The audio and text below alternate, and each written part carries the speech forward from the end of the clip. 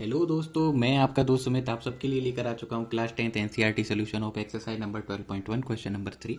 और इस question number 3 में बोला जा रहा है, ए toy is in the form of a cone of radius 3.5 centimetre mounted on a hemisphere of same radius.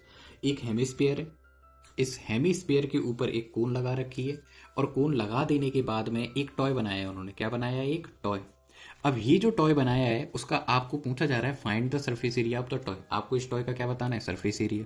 ठीक है, जब इन दोनों फिगर्स को कंबाइंड कर देंगे, ज्वाइन कर देंगे, पेस्ट कर देंगे, चिपका देंगे, जोड़ देंगे, तो ये आपको कुछ इस तरीके से दिखाई देगा। अब ये जो फिगर आपको दिखाई दे रहा है, इसमें आपको अभी मैंने आपको बताया था, अभी मैंने आपको जो फिगर्स बताए थे उनमें देखो, ये जो एरिया था कोन का बेस और हेमिस्फीयर का बेस, ये जो एरिया है ये कंबाइंड हो जाएगा, यानी ये जुड़ जाएगा, यानी देखने वाले को ये एरिया दिखाई नहीं देगा।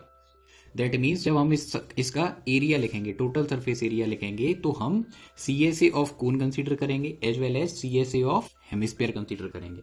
और जो बेस वाला एरिया है, सिंस वो हमें दिखाई नहीं दे रहा, वहां हम इजीली पेंट नहीं कर सकते, तो उसे हम नेग्लेक्ट कर देंगे। ओके, तो सबसे पहले जो चीज़ें हमें गिवन है उनके बारे में हम राइटिंग करते हैं। तो सबसे पहले हमें रेडियस के बारे में बोला हुआ है, तो रेडियस ऑफ कोन और रेडियस ऑफ हेमिस्फीयर दोनों ही सेम है और उसकी वैल्यू है 3.5 centimetre. Okay, total height of the vessel हमें गिवन है, total height of the toy हमें गिवन है। जो टॉय की टोटल हाइट है वो कितनी है? तो जो टोटल हाइट है, टोटल हाइट, तो टोटल हाइट इस क्वेश्चन के लिए मुझे दे रखी है 15.5। अब मैं ये फाइंड करना चाहता हूँ कि देखो जो टोटल हाइट है वो मैं भी आपको शो कर देता हूँ। तो जो टोटल हाइट इस तरीके से आपको गिवन है, इसकी वैल्यू है 15.5 और इसमें से जो रेडियस वाला पोर्शन है वो आर हो जाएगा। रेडियस इस क्वेश्चन में कितनी गिवन है? 3.5।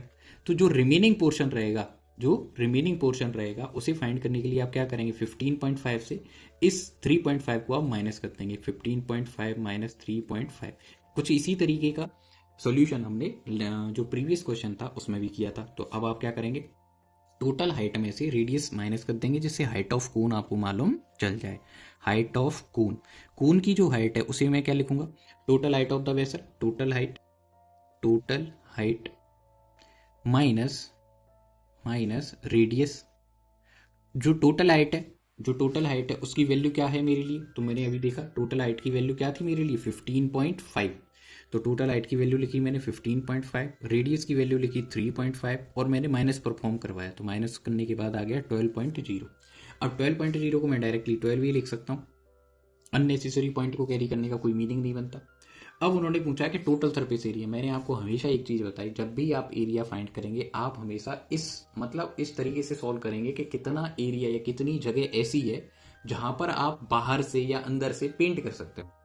तो जब आप इन दोनों फिगर्स को ज्वाइन कर लोगे तो बाहर से आपको कुछ इस तरीके का फिगर दिखाई देगा, जैसा आपको अपनी मोबाइल स्क्रीन या कंप्यूटर स्क्रीन पर दिखाई दे रहा है। अब आप इस पर पेंट करोगे, तो आप जब पेंट करोगे तो आप बोलोगे कि सुमित हमें सिर्फ सी एस ए ऑफ कोन दिखाई दे रहा है, कोन का सी एस ए दिखाई दे रहा है और सी एस ए ऑफ हमें हेमिस्फीयर भी दिखाई दे रहा है। इन दोनों की जो बेस थे वो जब हमने ज्वाइन कर दिए तो वो हमें दिखाई नहीं दे रहे, और जब हमें दिखाई नहीं दे रहे तो हम वहां पेंट नहीं कर सकते। तो पेंट नहीं कर सकते इसका मतलब उनको कंसीडर नहीं करेंगे। दैट मीन्स आपका जो आंसर है उसका आइडिया आपको लग चुका है। आप किस तरीके से आंसर लिखेंगे? तो T S A of toy, T S A of toy is equal to C S A of cone plus C S A of hemisphere. मेरे प्यारे बच्चों, कई बच्चों से मैं पूछता हूँ कि जैसे इस तरीके के क्वेश्चंस वो सॉल्व करते हैं, उनको अक्सर ये प्रॉब्लम आती है कि सर इसमें टीएसए बोला जा रहा है और टीएसए हमने किसी भी फिगर का यूज नहीं किया। तो उसका सिंपल सा आंसर ये होता है कि वो सिर्फ टीएसए बोल रहे हैं आपको, और आपको फील ये करना है, आपको फील ये करना है कि ये आप पेंट कहाँ कहाँ कर सकते हो।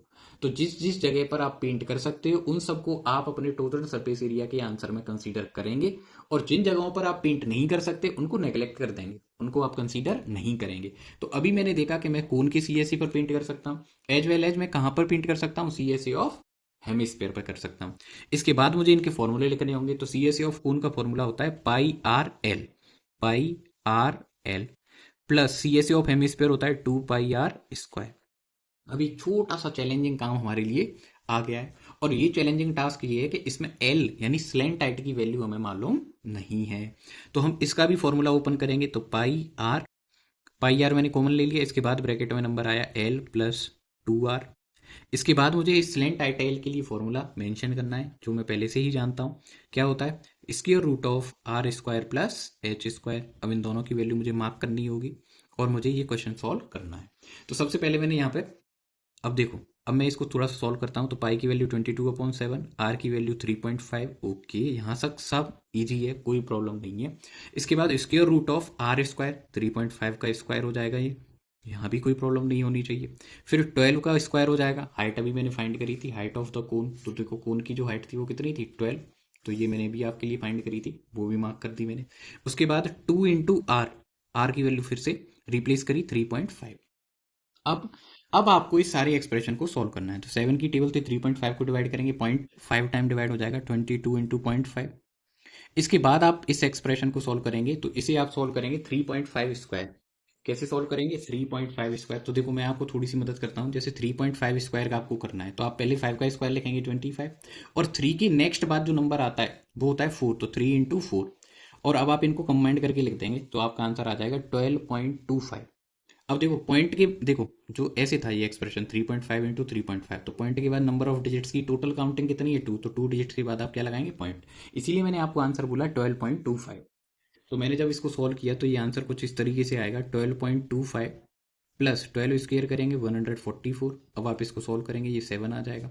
इसी तरीके से आप थोड़ा सा आगे सॉल्व करेंगे, तो 22 इंटू 0.5 आप सॉल्व करेंगे, 11 आ जाएगा, इंटू इन दोनों को आप ऐड करेंगे। तो आप इन दोनों को ऐड करेंगे, इसमें तो पॉइंट के बाद वाला पोर्शन है ही नहीं, तो 12 और 144 ऐड हो जाएगा, ये हो जाएगा 156.25। इसके बाद आ जाएगा ये 7। इसके बाद आपको इसके क्या करने होंगे? या तो आप इसको लॉन्ग डिवीजन मेथड से स्क्वायर रूट फाइंड करेंगे, या फिर आप इसके प्राइम फैक्टर करके इसके क्या करेंगे? स्क्वायर रूट फाइंड करेंगे। तो मैं लॉन्ग डिवीजन मेथड से आपको इसको सॉल्व करवा देता हूँ। तो आप देखिए किस तरीके से इसको सॉल्व करना होगा आपको पेपर में। 156.25।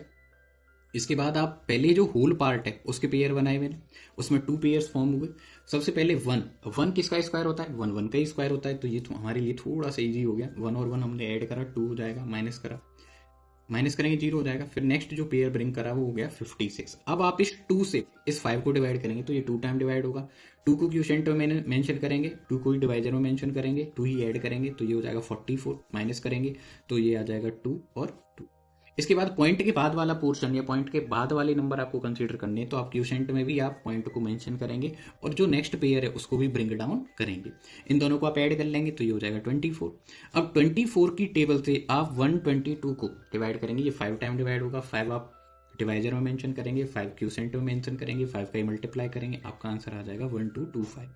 इस तरीके से जब मैंने इस नंबर का स्क्वायर रूट फाइंड किया लॉन्ग डिवीजन मेथड से, तो कितना आ गया? 12.5। तो आप इसको मेंशन करेंगे 11 इंटू 12.5 प्लस 7।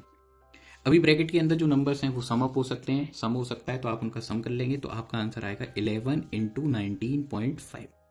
अब आप इन दोनों का करेंगे मल्टीप्लाई, बहुत इजीली मल्टीप्लाई आप सॉल्व करेंगे, आपका आंसर आ जाएगा 214.5 सेंटीमीटर स्क्वायर। इस तरीके से आप इस बेहतरीन क्वेश्चन को सॉल्व कर सकते हैं। आई होप आपको ये एक्सप्लेनेशन अच्छे से समझ में आई होगी। हर चीज़ का ध्यान रखा है मैंने इसको आपको मदद करने के लिए। तो अगर आपको ये वीडियो पसंद आता है, आपको एक्सप्लेनेशन अच्छे से समझ में आती है, तो आप प्लीज़ लाइक करें, शेयर करें, कमेंट करें, सब्सक्राइब करें। Thank you so much.